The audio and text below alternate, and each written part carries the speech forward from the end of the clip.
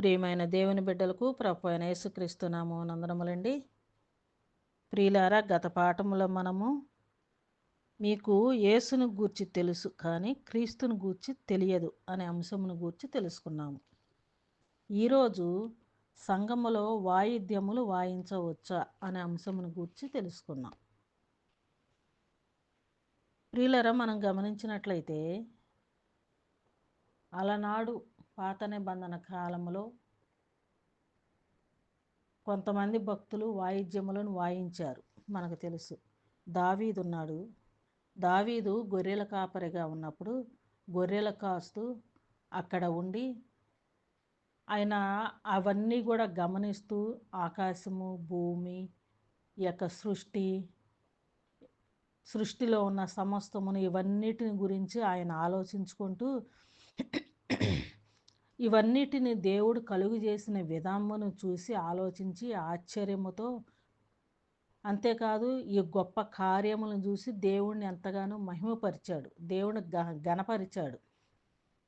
దేవా, మీరు చేసిన యొక్క సృష్టి కానీ విధానం కానీ, అంతేకాదు నన్ను కలుగు చేసిన విధమును చూడగా నాకు ఆశ్చర్యమును భయమును కలుగుతున్నది అనేసి చెప్పుకుంటూ ఈ విధముగా ఎన్నో విషయాలతో దేవుణ్ణి ప్రార్థించుకుంటూ దేవుణ్ణి స్తుతిస్తూ దేవుని గణపరుస్తూ ఉండేవాడు.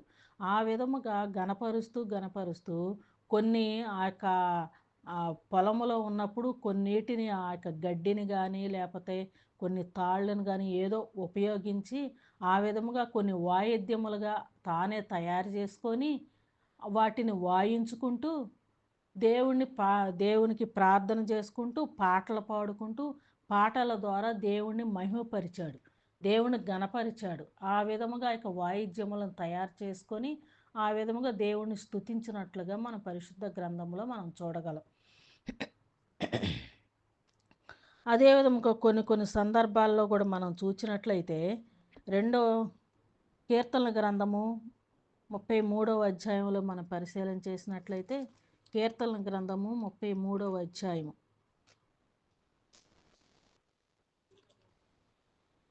కీర్తనల గ్రంథము 33వ అధ్యాయం 2-3 వచనాల్లో కనుక మనం చూసినట్లయితే, సితారాతో యెహోవాను స్తుతించుడి, 10 తంతుల స్వరములతో ఆయనను కీర్తించుడి, ఆయనను గూర్చి నూతన కీర్తన పాడుడి, ఉత్సాహ ధ్వనితో ఇంపుగా వాయించుడి అనేసని ఇక్కడ దావీదు భక్తుడు పలుకుతున్నట్టుగా మనం చూస్తూ ఉంటున్నాం. ఆయన పాటలు పాడుకుంటూ దేవుని స్తుతిస్తూ ఉండేవాడు ఆ యొక్క గొర్రెలు కాసుకుంటూ ఉండే సమయంలో. అంతేకాదు, ఆయన ఒకానొక సందర్భంలో రాజు అయ్యాడు. రాజు అయిన తర్వాత కూడా ఆయన ఆజ్ఞాపిస్తున్నాడు. ఆయన అందరికీ చెప్తూ ఉంటున్నాడు, మీరు సితారాలు తీసుకొని సితారాలు వాయించుకుంటూ దేవుని స్తుతించండి. దేవుడు గొప్పవాడు, దేవుడు మహోన్నతుడు, దేవుడు ఆశ్చర్యకరుడు. ఆ దేవుణ్ణి మీరు స్తుతించండి, మీరు గణపరచండి, మీరు మహిమపరచండి అనుకుంటూ సితారాలను వాయించుడి, 10 తంతుల స్వరమండలముతో ఆయనను కీర్తించుడి, ఆయనను గూర్చి నూతన కీర్తన పాడుడి,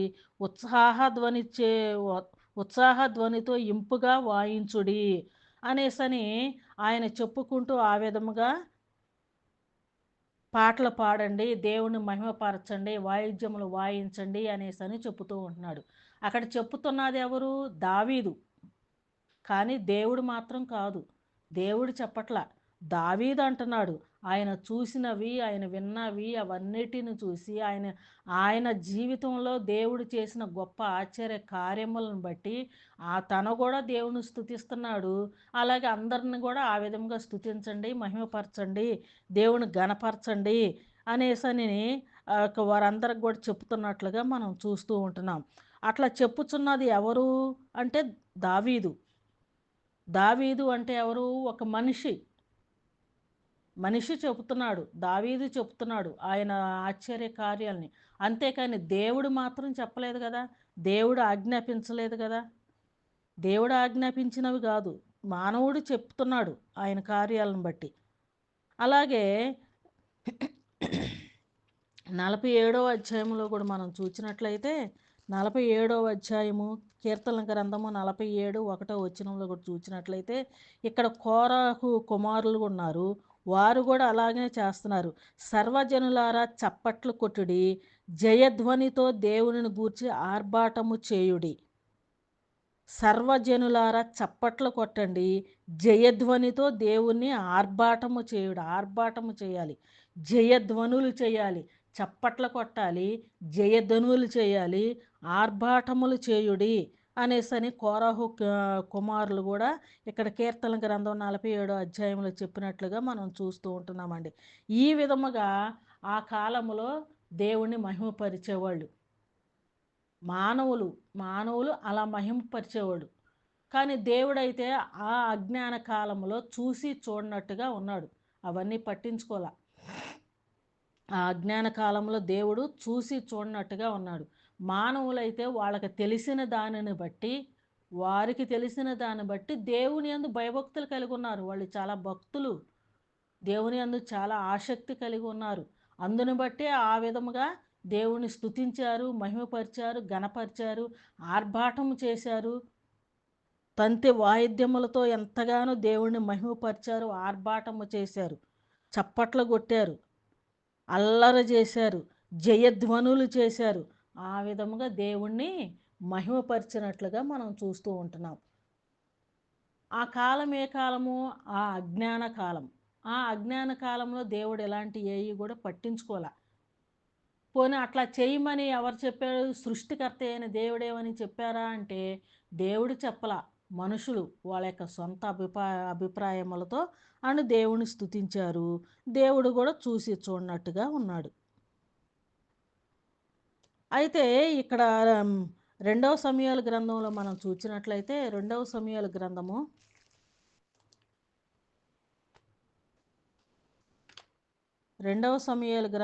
6వ అధ్యాయం 15, 16 వచనాల్లో మనం గమనించినట్లయితే, 2వ సమూయేలు గ్రంథము 6వ అధ్యాయం 15, 16 వచనాలు మనం చూద్దాం. ఏలాగన దావీదు ఇశ్రాయేలీలందరూ ఆర్భాటముతోనూ బాకా నాదములతోనూ యెహోవా మందసమును తీసుకొని వచ్చిరి. ఇక్కడ చూసినట్లయితే మందసము, దేవుని యొక్క మందసము ఓబేదేదోము ఇంట్లో ఉన్నప్పుడు ఆ యొక్క మందసాన్ని తీసుకొని వెళ్ళి యొక్క పట్టణములో ఉంచటం కోసమై ఆ యొక్క దావీదు గారు ఆ యొక్క మందసాన్ని తీసుకొని రమ్మని ఆజ్ఞాపించి ఉన్నాడు. అయితే ఆ మందసాన్ని ఆ యొక్క ఓబేదెదోము ఇంట్లో నుంచి తీసుకొని వచ్చి, అంటే మందసం ఒక ప్రాంతము నుంచి మరి ఒక ప్రాంతానికి తీసుకొని వెళుతూ ఉన్నారు. ఒక ప్రాంతం నుంచి మరి ఒక ప్రాంతానికి దేవుని యొక్క మందసం, దేవుని యొక్క సన్నిధి, దేవుని యొక్క మందసం. ఆ మందసంలో ఏమేమి ఉంటాయి ఈసారి ఎప్పుడైనా మనం తెలుసుకుందాం. దేవుని యొక్క సన్నిధి అది, దేవుని యొక్క మందసం అది. ఆ మందసాన్ని ఒక ప్రాంతంలో నుంచి మరి ఒక ప్రాంతానికి తీసుకుని వెళ్ళే సందర్భంలో దావీదు అప్పుడు రాజుగా ఉన్నారు. దావీదు రాజుగా ఉన్న సందర్భంలో ఆ మందసాన్ని ఒక ప్రాంతం నుంచి మరి ఒక ప్రాంతంకి తీసుకొని వెళ్ళే సందర్భంలో దావీదు గారు అక్కడ వారికి ఆజ్ఞాపిస్తూ ఉంటున్నాడు. ఏమని చెప్తూ ఉంటున్నారు? యెహోవా మందసం అక్కడ ఏలాగున దావీదు ఇశ్రాయేలీలందరూను ఆర్భాటముతోనూ బాకా నాదములతోనూ యెహోవా మందసము తీసుకొని వచ్చిరి. యెహోవా మందసము దావీదు పురమునకు రాగా సౌలు కుమార్తె యగు మేకాలు కిటికీలో నుండి చూచి యెహోవా సన్నిధిని గంతులు వేయుచు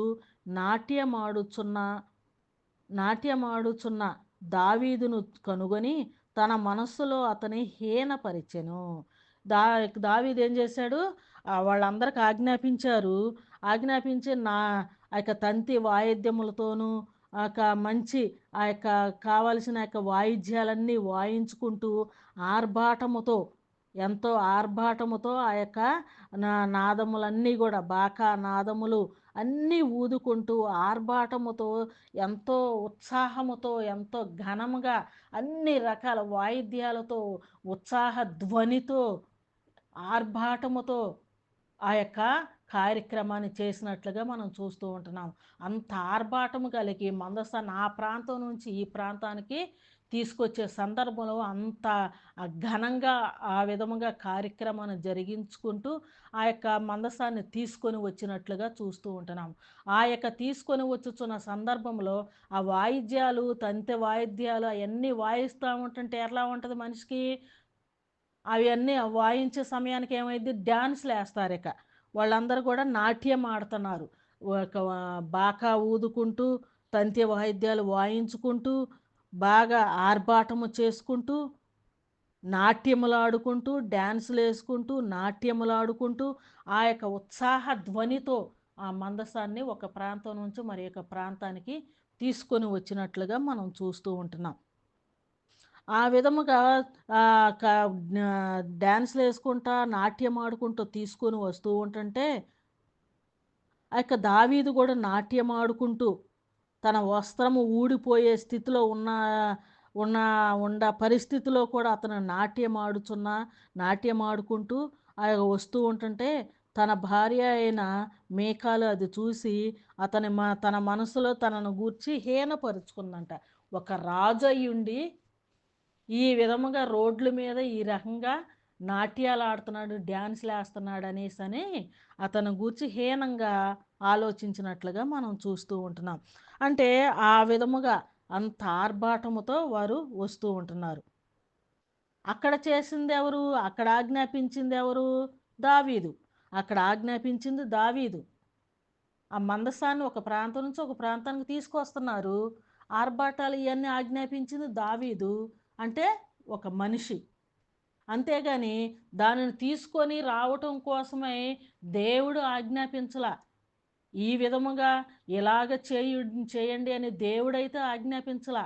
మనిషి తన సొంత ఆలోచనలతో ఆ విధమైన ఆర్భాటముతో ఆ యొక్క మందసాన్ని తీసుకొని వచ్చినట్లుగా మనం చూస్తూ ఉంటున్నాం.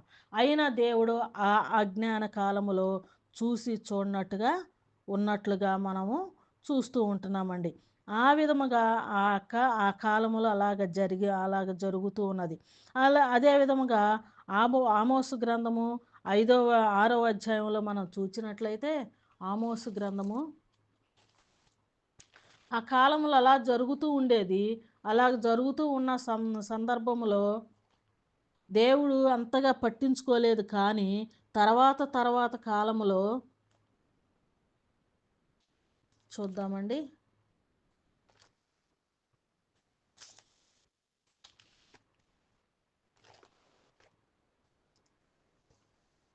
ఆమోసు గ్రంథము 6వ అధ్యాయం 5వ వచనంలో గనుక మనం చూచినట్లయితే అక్కడ అలాగ చేశారు. ఆ విధముగా తంతి వాద్యములతో ఆ యొక్క అవన్నీ కూడా డాన్స్‌లేసుకుంటా, నాట్యం ఆడుకుంటూ తీసుకొని వచ్చాడు. ఇక్కడేమంటున్నారంటే ఆమోసు గ్రంథంలో ప్రవక్త గారు ఏం చెప్తూ ఉంటున్నారంటే, ఆమోసు గ్రంథము 6వ అధ్యాయం 5వ వచనంలో చూచినట్లయితే, స్వరమండలముతో కలిపి పిచ్చి పాటలు పాడుచు దావీదు వలెనే వాయించు వాయిద్యములు కల్పించుకొందురు. అంటే వాళ్ళేం పాటలు పాడారంట? పిచ్చి పాటలు పాడుకుంటూ, పిచ్చి పిచ్చిగా వాయిద్యములను కల్పించుకుంటూ, పిచ్చి పిచ్చిగా అల్లరల్లరి చేస్తా ఉంటున్నారంట. అంటే ఇది దేవుని చిత్తమై ఉన్నదా? స్వరమండలముతో కలిపి పిచ్చి పాటలు పాడుచు దావీదు వలనే వాయించు వాయిద్యములు కల్పించుకుందరు.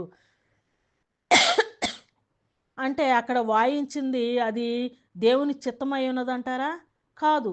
దేవుని చిత్తమై ఉన్నదంటే పిచ్చి పాటలు పాడుచు ఇట్లాగని ఇయన్నీ ఎందుకనుకుంటారు? దావీదు భలే గొప్పగా తీసుకొనెళ్ళారే అనేసని రాసేవాళ్ళు కదా! కానీ ఇక్కడేమంటున్నారంటే, స్వరమండలముతో కలిపి పిచ్చి పాటలు పాడుచు దావీదు వలెన వాయించు వాయిద్యములు కల్పించుకుంటారంట. ఇలాంటి పిచ్చి పాటలు పాడుకుంటూ, పిచ్చి వాయిద్యాలు వాయించుకుంటూ, పిచ్చిగా నాట్యములు ఆడుకుంటూ, ఇలాంటి గజిబిజి చేస్తా ఉన్న విధానాన్ని అది దేవుని చిత్తమైనది కాదు. అప్పుడంటే చూసి చూడనట్టు ఉన్నాడు గానీ, తర్వాత ఇక్కడేమంటున్నారంటే పిచ్చి పిచ్చిగా పిచ్చి పనులు చేశాడు దావీదు. అది దేవుని చిత్తమైనది కాదు, అది పిచ్చి పనులు చేశాడు దావీదు అనేసని చెప్పినట్టుగా మనం చూస్తూ ఉంటున్నాం. అదేవిధంగా ప్రసంగి గ్రంథంలో కూడా మనం చూసినట్లయితే ప్రసంగి గ్రంథము 7వ అధ్యాయము 5వ వచనము మనం చూడగలమండి. ప్రసంగి గ్రంథము 7వ అధ్యాయం 5వ వచనంలో కూడా మనం చూసినట్లయితే, బుద్ధిహీనులు పాటలు వినుట కంటే జ్ఞానము గల గద్దింపు వినుట మేలు. బుద్ధిహీనులు పాడిన పాటలు, ఈ వాయిద్యాలు ఇలాంటివన్నీ వినే కన్నా జ్ఞానులు జ్ఞానబోధ చెప్పినప్పుడు జ్ఞానుల మాట వినటము ఎంతో మేలంట. అంటే ఇప్పుడు దావీదు చేసింది ఏం పని చేశాడు? బుద్ధిహీనులు పాటలు వినుట కంటే జ్ఞానుల గద్దింపు వినుట మేలు అని ప్రసంగి గారు చెప్తూ ఉన్నారు. అంటే ఇక్కడ దావీదు చేసింది ఏం పని చేశాడు? బుద్ధిహీనపు పని చేశాడు. వాయిద్యములు వాయించుడి, చప్పట్లు కొట్టుడి, తంతె వాయిద్యములు వాయించుడి అనేసని వాయిద్యములనన్నిటిని వాయించుకుంటూ నాట్యమాడుకుంటూ అల్లరల్లరగా చేసుకుంటూ ఈ విధముగా గందరగోళం చేసుకుంటూ ఉన్న ఆ పరిస్థితిని అక్కడేమన్నారు? అలాంటి పరిస్థితిని ఆమోస్ గారు ఏమన్నారు? దావీదు వలనే పిచ్చి పాటలు పాడుతున్నారు, పిచ్చి పాటలు పాడే విధానాన్ని కల్పించుకుంటున్నారు అంటున్నారు. ఇక్కడ ప్రసంగి గ్రంథంలో ఏమంటున్నారు? బుద్ధిహీనులు పాటలు వినుట కంటే జ్ఞానము గల గద్దింపు మేలు. అంటే ఎలాంటి పిచ్చి పిచ్చి నాట్యాలు ఇవన్నీ వేసుకుంటే పిచ్చి వాయిద్యాలను వాయించుకునేదాన్ని ఏమంటున్నారు? ఇక్కడ బుద్ధిహీనులు అంటున్నారు. అక్కడ ప్రసంగికారేమో పిచ్చి పాటలు పిచ్చి పనులు అన్నాడు, ఇక్కడేమో బుద్ధిహీనులు అనేసని అంటున్నారు. అంటే దీన్ని బట్టి మనకేమర్థమైంది? అలనాడు దేవుడైతే ఆజ్ఞాపించినట్టుగా 10 ఆజ్ఞలు ఇచ్చాడు. ఏ ఆజ్ఞలో కూడా ఇది లేదు. మీరు వాయిద్యం వాయించండి, ఇట్లా చేయండి, అట్లా చేయండి అని దేవుడు అక్కడ ఏ ఒక్క ఆజ్ఞ పెట్టలేదు. మిగిలిన ఆజ్ఞలు ఇచ్చాడు.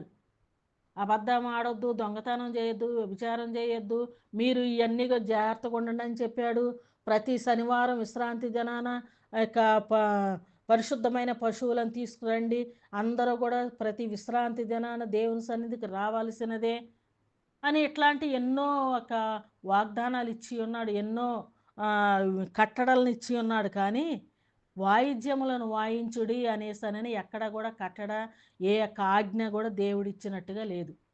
కానీ ఇక్కడ దావీదు వాయించాడు, కోరాహు కుమారులు వాయించారు, వీళ్ళందరూ చేశారు. కానీ దేవుడు ఆ అజ్ఞాన కాలంలో చూసి చూడనట్టుగా ఉన్నాడు. అందుకని పక్కన వేరే ప్రవక్తలు రాస్తూ ఉంటున్నారు. ప్రసంగి అయిన సొలొమోను గారు రాస్తూ ఉన్నారు, ఆమోస్ గారు రాస్తున్నారు. ఏమంటున్నారు వాళ్ళు? ఈ దావీదు వలె పిచ్చి పాటలు పాడేవాళ్ళు పిచ్చి నాట్యాలు పిచ్చి వాయిద్యాలు వాయిస్తున్నారు అంటున్నారు. అలాగే బుద్ధిహీనులు పాడినట్టుగా పాడుతున్నారు వీళ్ళు అనేసని సొలొమోను గారు చెబుతున్నారు.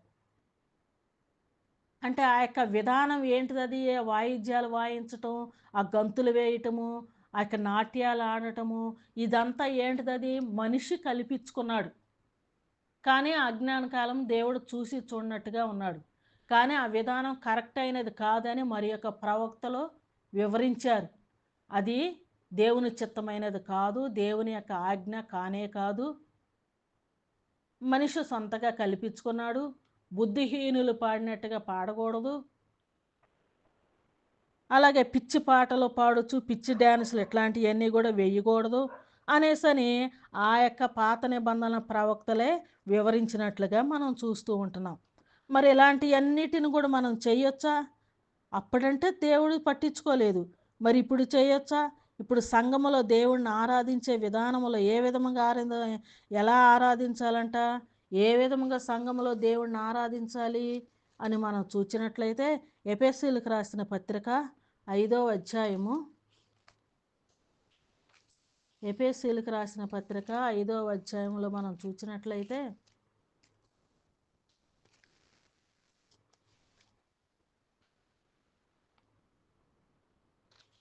5వ అధ్యాయం 19-20 వచనాలు. ఒకనినొకడు కీర్తనలతోనూ సంగీతములతోనూ ఆత్మ సంబంధమైన పాటలతోనూ హెచ్చరించుచు మీ హృదయములలో ప్రభువును గూర్చి పాడుచు కీర్తించుడి. ఏమంటున్నారు ఇక్కడ?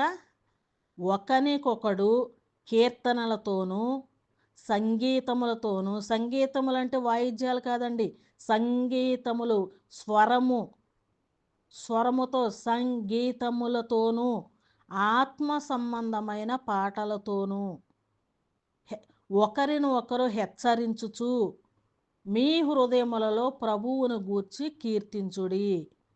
ఏమంటున్నారు ఇక్కడ? ఒకనికొకడు కీర్తనలో అంటే ఎట్లా ఉండాలి? మన పాట పాడేటప్పుడు ఆ యొక్క పాటలో ఏముండాలి?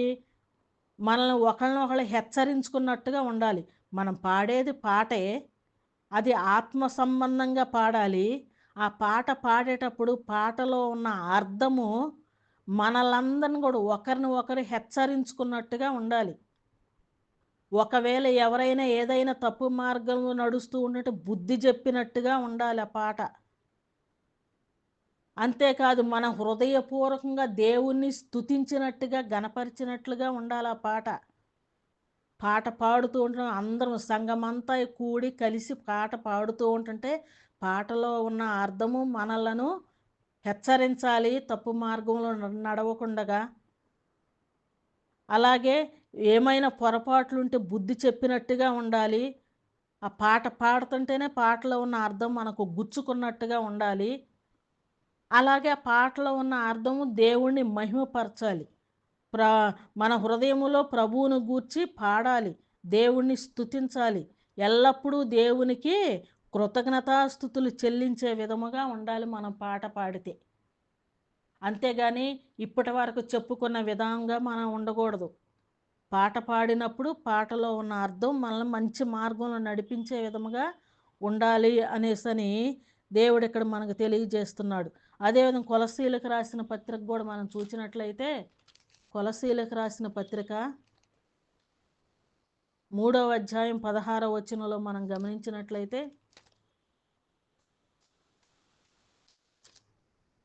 కొలస్సీలకు రాసిన పత్రిక 3వ అధ్యాయం 16వ వచనం. సంగీతములతోనూ కీర్తనలతోనూ ఆత్మ సంబంధమైన పద్యములతోనూ ఒకనికొకడు బోధించుచు బుద్ధి చెప్పుచు కృపాసహితముగా మీ హృదయములలో దేవుని గూర్చి గానము చేయుచు సమస్త విధములైన జ్ఞానముతో క్రీస్తు వాక్యము మీలో సమృద్ధిగా నివసింపనీయుడి. పాటలో ఉన్న అర్థము, వాక్యము, క్రీస్తు వాక్యం మన హృదయములో సమృద్ధిగా ఉండాలంట. ఒక పాట పాడుతూ ఉంటుంటే సంగీతములతో మన సొంత స్వరాలతో దేవుని కీర్తించినప్పుడు మన ఆత్మ సంబంధమైన పద్యం అంటే ఆ అర్థాలతో మంచి పద్యం, మంచి రాగముతో, మా ఆత్మ సంబంధమైన మంచి అర్థాలతో, వాక్యానుసారమైన అర్థములతో కూడిన పాట పాడుకుంటూ ఆ పాటలో ఉన్న అర్థం మనల్ని బోధించుచు, ఆ పాటలో ఉన్న అర్థం మనకు బుద్ధి చెప్పుచు, ఆ పాటలో ఉన్న అర్థముతో మనం కృపా సహితముగా, దేవుని యొక్క కృపా సహితముగా మన హృదయములలో దేవుని గూర్చి గానము చేయుచు, మన హృదయములలో దేవుని గూర్చి గానము చేయాలి, బయట కాదు. హృదయములో దేవుని గూర్చి గానము చేయుచు సమస్త విధములైన జ్ఞానముతో, అంటే సమస్త విధములైన జ్ఞానముతో, ఆ యొక్క వాక్యములో ఉన్న జ్ఞానముతో క్రీస్తు వాక్యము మీలో సమృద్ధిగా నివసింపనీయుడి. దేవుని యొక్క వాక్యం పాటల ద్వారా కూడా మనల్ని మంచి మార్గంలో నడిపించుద్ది. పాటల ద్వారా దేవుణ్ణి మహిమపరచవచ్చు. పాటల ద్వారా మనము మంచి మార్గంలో నడిచే అవకాశం, మనకు బుద్ధి చెప్పి జ్ఞానాన్ని చెప్పే అర్థాలు దానిలో ఉంటాయి. ఆ విధంగా మన హృదయపూర్వకంగా మనం పాడే పాటల ద్వారా దేవునికి మహిమ కలగాలి, దేవుని స్తుతించాలి, దేవుని ఘనపరచాలి, మనం సరి చేసుకోవాలి. మన యొక్క ఆత్మీయ జీవితాన్ని మనం సరి చేసుకుంటూ దేవుని మహిమపరుస్తూ ఉండాలి. సంఘమంతయు కూడి సంఘమంతయు కూడా కలిసి కూడుకొని దేవుణ్ణి ఈ విధముగా ఆత్మీయంగా దేవునిలో దేవుణ్ణి మహిమపరచాలి అనేసని దేవుడు ఇక్కడ మనకు తెలియచేస్తూ ఉంటున్నాడు. అదేవిధంగా ఫిలిప్పీయులకు రాసిన పత్రిక 3వ అధ్యాయంలో కూడా మనం చూసినట్లయితే, ఫిలిప్పీయులకు రాసిన పత్రిక 3వ అధ్యాయం 3వ వచనం. ఇక్కడ ఏమంటున్నారంటే, ఎందుకనగా శరీరమును ఆస్పదము చేసుకొనక దేవుని యొక్క ఆత్మ వలన ఆరాధించుచు క్రీస్తు యేసునందు అతిశయపడుచున్న మనమే సున్నతి అనుసరించు వారము. ఇక్కడ ఏమంటున్నారంటే, ఎందుకనగా శరీరమును ఆస్పదము చేసుకొనక, శరీరాన్ని మన శరీరాన్ని ఆస్పదం అంటే ఆస్పదము చేసుకొనక అంటే చప్పట్ల కొట్టటము, లేదా ప్రకృతి సంబంధమైన వాయిద్యములను, తంత్య వాయిద్యములను, ప్రకృతి సంబంధమైన వాటిల్ని ఈ యొక్క ఆరాధనలో చేర్చకూడదు. మన శరీరాన్ని కూడా దానిలో ఆస్పదము చేసుకొనక దేవుని యొక్క ఆత్మ వలన ఆరాధించుచు, దేవుని యొక్క ఆత్మ మనలో ఉంటుంది గనుక ఆ ఆత్మ మనలని వాక్యానుసారంగా దేవునిలో నడిపించుకుంటూ, పాటలో ఉన్న అర్థాన్ని మనం అర్థం చేసుకొని మన యొక్క ప్రవర్తన చక్కదిద్దుకుంటూ ఆత్మానుసారముగా దేవునిని ఆరాధించుచు క్రీస్తు యేసునందు అతిశయపడుచున్నా. ఆ విధముగా దేవునిలో క్రీస్తు యేసునందు ఉండి దేవుని మహిమపరుచుచున్న మనమే నిజమైన సున్నతి పొందిన వారము అనేసని ఇక్కడ పౌలు గారు మనకు తెలియచేస్తూ ఉంటున్నారు. ఈ విధముగా దేవుణ్ణి ఆరాధించాలి. పాటల ద్వారా దేవునికి మహిమ కలగాలంటే మనల్ని మనం చక్కదిద్దుకున్నప్పుడే దేవునికి మహిమ కలుగుతుంది.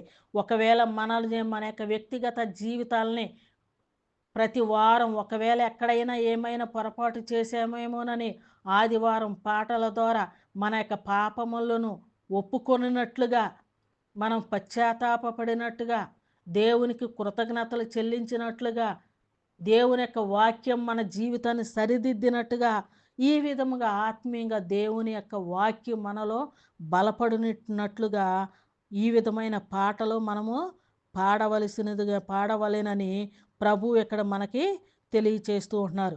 అలాగుండాలే కానీ ఈ విధంగా ఇప్పటి వరకు పాత నిబంధనలో మనం మనుషులు కల్పించిన పద్ధతులు, మనుషులు మనుషుల యొక్క అంటే దావీదు లేదా కోరహు కుమారు లేదా ఇంకొకళ్ళు మనుషులు వారి యొక్క సొంత ఆలోచనలతో, సొంత అభిప్రాయములతో దేవుణ్ణి మహిమపరిచి ఆ యొక్క వాయిద్యాలను, రకరకాల సౌండ్లను ఇవన్నిటిని కూడా చేసుకుంటూ, ఈ విధముగా డ్యాన్స్లు వేసుకుంటూ, నాట్యం ఆడుకుంటూ, తంత్య వాయిద్యములతో గోలగా అల్లరల్లరగా చేసుకుంటూ ఈ విధమైన దేవుణ్ణి ఆరాధన, ఇలాంటి ఆరాధన చెయ్యకూడదు. ఇవి ప్రకృతి సంబంధమైనవి ఏవి కూడా ఆరాధనలో కలపకూడదు. ఇది ఆత్మ సంబంధమైన ఆరాధన. ఆ యొక్క ఆరాధనలో పాటల ద్వారా మనం ఎంతగానో మనకు ఆత్మీయంగా తృప్తి పొందాలి. దేవుని యొక్క పాటను పాడుకుంటూ, పాట ద్వారా దేవుని మహిమపరుస్తూ, ఆత్మీయంగా మనం దేవునిలో మనం తృప్తి కలిగి ఆనందపడుతూ, దేవుని మహిమపరుస్తూ మనల్ని మనం చక్కదిద్దుకుంటూ ఉండాలి. కానీ ఇక్కడ కొరింథీయుల పత్రికలో మనం చూసినట్లుగా మొదటి కొరింథీ పత్రిక 14వ అధ్యాయము, మొదటి కొరింథీయులకు రాసిన పత్రిక 14వ అధ్యాయం 32, 33 వచనాల్లో మనం చూసినట్లుగా 32, 33 వచనాలు ఏముందో మనం చూద్దాం. మరియు ప్రవక్తల ఆత్మలు ప్రవక్తల స్వాధీనములో ఉన్నవి. అంటే ప్రవక్తలు అలనాడు దావీదు కానీ ఇంకా ఏ ప్రవక్తలైనా సరే వారి యొక్క ఆత్మలు వారి స్వాధీనములోనే ఉన్నాయి. అందుకనే వారి యొక్క ఆత్మలో వారి స్వాధీనములోనే ఉన్నాయి. అందుకనే వారు ప్రకృతి సంబంధమైన వాటిని ఉపయోగించి దేవుణ్ణి వారు స్తుతించారు. వారి యొక్క ఆత్మలు వారి స్వాధీనంలోనే ఉన్నాయి. దేవుని యొక్క ఆత్మతో వాళ్ళు పాడల, దేవుని యొక్క ఆత్మను కలిగిన వారుగా వాళ్ళు పాడల. వారి యొక్క సొంత ఆత్మలు వారి స్వాధీనములో ఉన్నాయి గనుక వారికై వారి సొంత ఆలోచనలతో దేవుణ్ణి మహిమపరిచారు. వారి యొక్క ఉద్దేశం మంచిదే. వారు దేవుని యందు ఎంతో ఆసక్తి కలిగి ఉన్నారు, దేవుని యందు ఎంతో ప్రేమ కలిగి ఉన్నారు, దేవుని యందు ఎంతో ఆత్మీయత కలిగి ఉన్నారు. ఆ విధముగా దేవుణ్ణి ఎంతో ఉత్సాహముతో దేవుణ్ణి ఘనపరిచారు, దేవుణ్ణి స్తుతించారు. కానీ ఎలా స్తుతించాలో వారికి తెలియదు. అప్పటికి వారికి దేవుని యొక్క ఆత్మ వారిలో లేదు. వారి సొంత ఆత్మలతో దేవుని యొక్క కార్యాలను బట్టి దేవుని స్తుతించారు. వారు స్తుతించిన విధానం, వారి యొక్క ఆత్మీయత మంచిదే. కానీ వారు స్తుతించిన విధానము సరైనది కాదు. సరైనది కాదు అంటే అప్పటికి వారిలో పరిశుద్ధాత్మ అనే వరం వారికి లేదు. పరిశుద్ధాత్మ అనే వరాన్ని వాళ్ళు పొందుకోలేదు కనుక వారి యొక్క ఆత్మలతో దేవుణ్ణి అలా మహిమపరిచాడు. అందుకనే దేవుడు కూడా వారిని చూసి చూడనట్టుగా ఉన్నారు. కానీ ఇప్పుడైతే ఎందరైతే యేసుక్రీస్తు ఎన్నోసార్లు మనం చెప్పుకుంటున్నాం. ఎందరైతే యేసుక్రీస్తు వారి యొక్క నామములో బాప్తీసం తీసుకుంటారో అపోస్తల కార్యం 2వ అధ్యాయం 38వ వచనం ప్రకారము ఎందరైతే యేసుక్రీస్తు వారి నామంలో బాప్తీసం తీసుకుంటారో వారందరికీ పరిశుద్ధాత్మ అనే వరం వచ్చి ఉంటది. బాప్తీసం తీసుకున్న ప్రతి ఒక్కరిలో కూడా పరిశుద్ధాత్మ అనే వరం ఉంటుంది. ఆ పరిశుద్ధాత్మ అనే వరమును కలిగి మనమందరము ఆత్మ సంబంధమైన సంఘముగా కూడుకొని ఆ పరిశుద్ధాత్మ అనే వరమును పొందుకొనిన మనము, ఆ యొక్క పాటలు పాడుచున్న మనము ఆత్మీయంగా పరిశుద్ధాత్మను పొందుకొని దేవుని యొక్క పాటలు పాడుచున్న మనము ఆ పాటలలో ఉన్న అర్థముతో దేవుని మహిమపరచాలి, దేవుని ఘనపరచాలి. పాటల్లో ఉన్న అర్థముతో ఆ యొక్క వాక్యాలు, పాఠంలో ఉన్న మాటల యొక్క అర్థముతో మన యొక్క వ్యక్తిగత జీవితాలను చక్కదిద్దుకోవాలి, సరిచేసుకోవాలి. ఆ విధముగా దేవుణ్ణి మహిమపరుచుకుంటూ మనల్ని మనం సరిదిద్దుకుంటూ దేవుని యొక్క నామమును ఘనపరచాలి, ప్రార్థించాలి. ఆ విధంగా పాటలు పాడాలి. కానీ పరిశుద్ధాత్మని వరాన్ని పొందుకున్న మనము అలాంటి ప్రార్థన చేయాలి, ఆ విధమైనటువంటి పాటలు పాడాలి. కానీ ఇక్కడ ఏమంటున్నారంటే 33వ వచనం, అలాగే పరిశుద్ధులు పరిశుద్ధుల సంఘములన్నిటిలో దేవుడు సమాధానముకే కర్త, కానీ అల్లరికి కర్త కాడు. అలాగే అలనాడైతే మరియు ప్రవక్తల ఆత్మలు ప్రవక్తల స్వాధీనములో ఉన్నవి. వాళ్ళు అలా చేశారు. అయినా దేవుడు అప్పుడు చూచి చూడనట్టుగా ఉన్నాడు. ఎందుకంటే వారికి పరిశుద్ధాత్మ అనే వరం అప్పటికి లేదు. యేసుక్రీస్తు వారు అప్పుడు రాలేదు, ఆయన చనిపోలేదు, ఆయన తిరిగి లేగవలేదు, ఆయన రక్తములో వారు పాపములు కడుగుకొనడం లేదు, వారికి పరిశుద్ధాత్మ అనే వరం వారికి లేదు. అందుకనే దేవుడు వారిని చూసి చూడనట్టుగా ఉన్నాడు. కానీ మనమైతే ఇప్పుడు అలాగే పరిశుద్ధుల సంఘము, మనమందరము కూడా పరిశుద్ధుల సంఘం అనబడిన మనము సంఘములన్నిటిలో కూడా దేవుడు సమాధానమునకే కర్త, కానీ అల్లరికి కర్త కాడు. అందుకనే మనం అల్లరల్లరిగా చేయకూడదు. అలనాడు దావీదు చేశాడు కదా అని చెప్పేసని ఈరోజు మనం అల్లరల్లరిగా ఈ యొక్క ప్రకృతి సంబంధమైన వాయిద్యములతో దేవుణ్ణి మనం ఆరాధించకూడదు. అవన్నిటి కూడా మనకి దేవుని చిత్తమైనవి కావు. మనం గమనించినట్లయితే ఇక్కడ ఒక మాట మనం చూద్దామండి. ఇక్కడ మనం వాయిద్యాలు వాయిస్తున్నామే అనుకోండి, మనం పాట పాడుతున్నాము, వాయిద్యములు వాయిస్తున్నాము. ఆ యొక్క వాయిద్యముల ద్వారా దేవుని వాక్యం మనకు బోధింపబడుతుందా? పాటలో ఉన్న అర్థము ద్వారా దేవుని యొక్క వాక్యం మనకు బోధింపబడుతుందా? దేవుని యొక్క వాక్యము వాయిద్యముల ద్వారా మనకు బోధింపబడుతుందా? పాటలో ఉన్న అర్థం మనకు బోధింపబడుతుందా? ఒకసారి ఆలోచించండి. పాట పాడేటప్పుడు పాటలో ఉన్న అర్థము మనల్ని హెచ్చరిస్తూ బుద్ధి చెప్పుతుందా? లేకపోతే వాయిద్యాలు మనకి హెచ్చరించుతూ బుద్ధి చెప్తున్నాయా? వాయిద్యాలు మనల్ని ఏమన్నా ఆత్మీయంగా మనల్ని బలపరుస్తున్నాయా? మనల్ని ఆత్మీయంగా హెచ్చరించుకుంటూ మంచి మార్గంలో నడిపిస్తున్నావా? లేదు కదా. ఆ వాయిద్యం పాటలో ఉన్న అర్థము ద్వారా దేవునికి కృతజ్ఞతాస్థుతులు చెల్లిస్తున్నామా? వాయిద్యముల ద్వారా దేవునికి కృతజ్ఞతాస్థుతులు చెల్లిస్తున్నామా? పాటలు పాడేటప్పుడు పాటలో ఉన్న అర్థము ద్వారా దేవునికి కృతజ్ఞతాస్థుతులు చెల్లిస్తున్నాం, మంచిది. కానీ వాయిద్యములు వాయించుట ద్వారా దేవునికి వాయిద్యాలు ఏమైనా కృతజ్ఞతలు చెల్లిస్తున్నాయా దేవునికి? వాయిద్యాలు ఏ విధముగా కృతజ్ఞతలు దేవునికి చెల్లిస్తున్నాయి? వీటిని బట్టి ఆలోచిస్తే వాయిద్యముల వల్ల ఏమి ప్రయోజనము?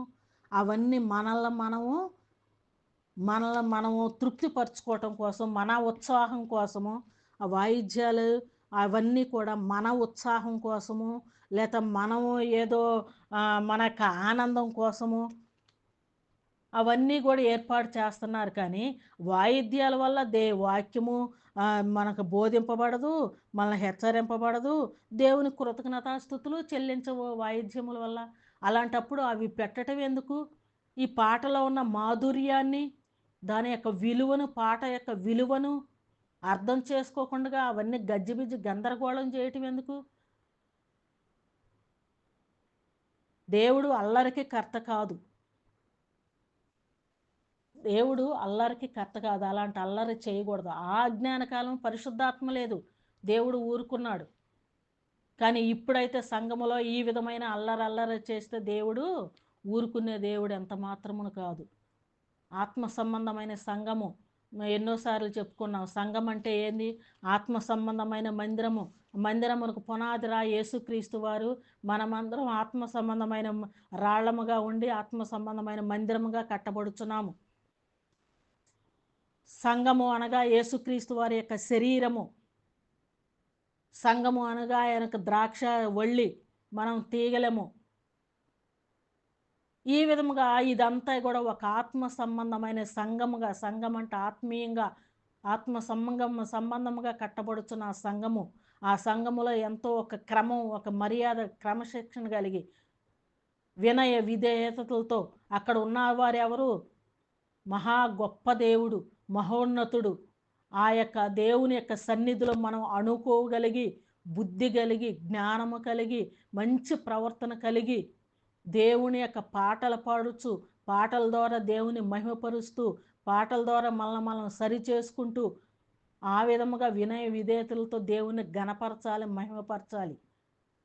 దేవుని యొక్క వాక్యాన్ని వినాలి. ఆ విధముగా ఆరాధన క్రమాన్ని మనం జరిపించుకోవాలి. కానీ పిచ్చి పిచ్చి అల్లర్లు, పిచ్చి పిచ్చి నాట్యాలు ఇలాంటివన్నీ ఇది క్రొత్త నిబంధన సంఘములో అది దేవుని చిత్తమైనది కానే కాదు. ఇక్కడ దేవుడు స్పష్టంగా చెప్తూ ఉంటున్నారు. దేవుడు ఇక్కడ స్పష్టంగా చెప్తూ ఉంటున్నారు. ఎఫెసీ పత్రికలో ఆత్మ సంబంధమైన పాటలు ఇలా పాడండి. ఎఫెసీ పత్రిక 5వ అధ్యాయం 19-20 వచనంలో, కొలసీ పత్రిక 3:16లో చెప్పుచున్నారు. ఆత్మ సంబంధమైన పాటలు ఈ విధంగా మనం హెచ్చరించుకోవాలి అని. ఫిలిప్పీలకు రాసిన పత్రికలో చెప్తూ ఉంటున్నాడు.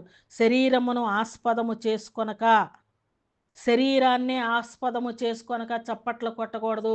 శరీరాన్ని ఆస్పదము చేసుకొనక కనుక శరీరము ప్రకృతి సంబంధమైనది. ప్రకృతి సంబంధమైనవి ఏవి కూడా మన శరీరాలే, మన చేతులే అక్కడ వాయించకూడదు, అది చప్పట్లు కొట్టకూడదని చెప్తూ ఉంటుంటే ఇంకా ఇతర ఏవేవో తీసుకొచ్చి ఇక్కడ అల్లరి ఎలా చేస్తారండి? ప్రకృతి సంబంధమైన ఏవి కూడా, ఎందుకంటే అది ఆత్మ సంబంధమైన సంఘము. ప్రకృతి సంబంధమైన ఏవి కూడా యొక్క సంఘములో ఉపయోగించకూడదు. దేవుడు అల్లరికి కర్తకాడు. మొదటి కొరింథీ పత్రిక 14వ అధ్యాయం 32-33 వచనాల్లో దేవుడు అల్లరికి కర్త కాడు అనేసని స్పష్టంగా క్రొత్త నిబంధనలు తెలియజేస్తూ ఉంటున్నారు. క్రొత్త నిబంధన సంఘములో ఇవేవి కూడా, ప్రకృతి సంబంధమైన ఏవి కూడా ఉపయోగించకూడదు అని స్పష్టంగా చెప్తూ ఉంటున్నారు. అయినా వాటిని ఉపయోగించటం వల్ల ఏం ప్రయోజనము? అవి మనల్ని మనము సరి చేసుకోవటానికి కానీ మనము మన యొక్క ఉత్సాహం కోసము, మన యొక్క ఆత్మల ఉల్లాసం, మన యొక్క ఉత్సాహం కోసం అవి పెడుతున్నాం. అలా చేయొద్దు, అలా చేయకూడదు. మీ ఉత్సాహం కోసం కాదు, మీ యొక్క జీవితాన్ని చక్కదిద్దాలి. కానీ పాట ద్వారా మీ జీవితాన్ని చక్కదిద్దాలి, దేవుని మహిమపరచాలి. ఈ 2 కార్యాలు జరగాలి. కానీ నీ ఉత్సాహం పరచడం కోసం అక్కడ ప్రకృతి సంబంధమైన ఏవి కూడా ఉపయోగించకూడదు అనేసని దేవుడు ఇక్కడ మనకు స్పష్టంగా తెలియచేస్తున్నాడు. వాక్యమును సరిగా అర్థం చేసుకోండి. వాక్యానుసారంగా దేవుని యొక్క ఆరాధన క్రమాన్ని మీరు జరిగించండి. అలాంటి క్రమమైన ఆరాధనలో సభ్యులుగా ఉన్నట్లయితే ఎంతో ధన్యులవుతారండి. ఆ విధమైన దేవుని యొక్క ఆరాధన క్రమం ఎన్నోసార్లు చెప్పుకుంటున్నాం. ఆరాధన అంటే ఊరికే ఆరాధన అని చేతులు ఊపటంగా, చేతులు ఎత్తకూడదు, చేతులు కొట్టకూడదు. ఆరాధన అనేసనంటే ఆరాధనలో 5 అంశాలు ఉంటాయి.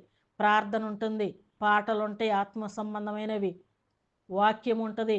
అది ఆదివారం ఆరాధన ప్రభువుకు సంబంధించిన రోజు కాబట్టి ప్రభురాత్రి భోజనం ఉంటుంది. సంఘము క్షేమాభివృద్ధి కోసమే కానుకలు ఉంటాయి. ఇవన్నీ అన్ని అంశములు కలిగినదే ఆరాధన క్రమము. ఆ విధముగా ఆరాధించాలి. అలా చేయాలని దేవుడు ఒక క్రమాన్ని, ఒక పద్ధతిని ఇస్తే దేవుడు చెప్పినవైతే చెయ్యరు, కానీ చెప్పనవైతే చేస్తారు. బైబిల్లో ఏదో ఎక్కడో ఒకటి ఉంది కదా అది తీసుకొచ్చి తగిలిచ్చేస్తారు. లేక బైబిల్లో ఎక్కడో ఏదో ఉంది కదా అని చెప్పేసి ఏదో ఒకటి పెట్టేసేస్తారు. ఏ సమయంలో ఏది జరిగింది, ఏ సమయంలో ఎవరో ఏ విధముగా చేశారు? బైబిల్లో అన్ని దేవుడి మాటలే ఉన్నాయా? బైబిల్లో అన్ని దేవుడి మాటలే ఉన్నాయా? బైబిల్లో దేవుడి మాటలు ఉన్నాయి, మనుషులు సొంతగా మాట్లాడిన మాటలు ఉన్నాయి, సాతాను మాట్లాడిన మాటలు కూడా ఉన్నాయి. సాతాను కూడా మాట్లాడింది. మాట్లాడలా? యేసుక్రీస్తు వారు ఈ లోకంలో ఉన్నప్పుడు దయ్యము పట్టిన ఒక వ్యక్తి దగ్గరికి యేసుక్రీస్తు వారు వెళ్తుంటే, నీవు మా దగ్గర, యేసు మాతో నీకేం పని, మా వద్దకు రావద్దు, యేసు మాతో మీకేం పని అనేసి సాతాను పలకట్లా? ఇట్లాగ ఎన్నోసార్లు ఉన్నాయి. ఎవరో మనిషి చేశారు కదా అని చెప్పేసి అవి తీసుకొచ్చి ఆత్మ సంబంధమైన సంఘములో కలపటం, ఎవరో ఏదో చేశారు కదా అవి తీసుకొచ్చి కలపటము. బైబిల్ని సరిగా అర్థం చేసుకోండి. వాక్యానుసారంగా దేవుని చిత్త ప్రకారం దేవుని యొక్క ఆరాధన క్రమాన్ని నడిపించండి. ఆ విధముగా దేవుని యొక్క ఆత్మ సంబంధమైన సంఘములో ఉండి యేసుక్రీస్తు వారి రెండవ రాకడలో వచ్చినప్పుడు ఎత్తబడే సంఘముల సభ్యులుగా ఉండవలసినదిగా ప్రభు పేరట ప్రతి ఒక్కరిని కూడా మనవి చేస్తూ ఈ నా మాటలు ముగిస్తూ ఉన్నానండి. అందరికీ వందనములు. షేర్ చేయండి, సబ్స్క్రైబ్ చేయండి, లైక్ చేయండి. అందరికీ వందనాలు.